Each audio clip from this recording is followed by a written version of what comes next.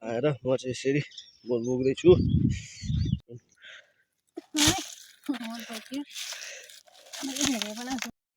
Welcome my chill vlog guys. I hope तपाईँहरू सबैजना सन्चै आरामै हुनुहुन्छ। म पनि सन्चै आरामै छु। आज चाहिँ म घर आएर भाउजूले किचकिच गरेर म एक्लै परेँ। भनेर म पनि आज भाउजूलाई सघाउन मोल बोक्न जाँदैछु।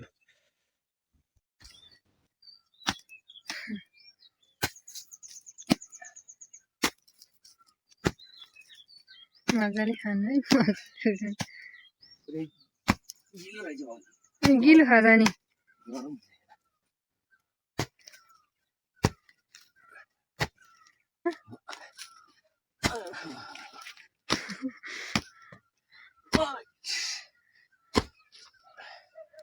पुग्छ होला उठा न, उठाएको नि नि हो। काम गर्न नसक्ने भयो।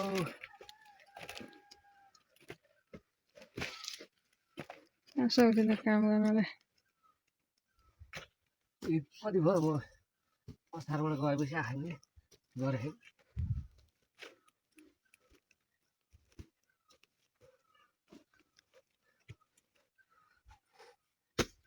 मुन्डाको तपाईँलाई सघाइदिउँ भने भयो। मेरो भाउजू चाहिँ मल उठाउँदै हुनुहुन्छ यता। मेरो लागि पनि मल उठाइदिँदै हुनुहुन्छ।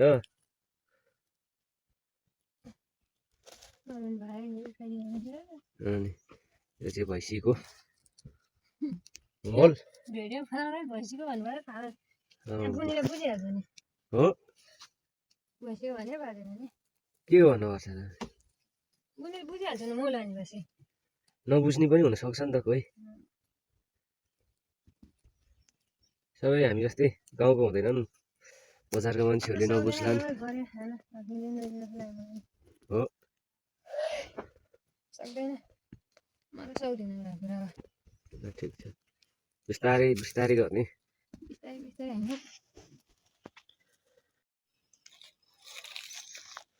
है ल उठ्नु उठ्नु।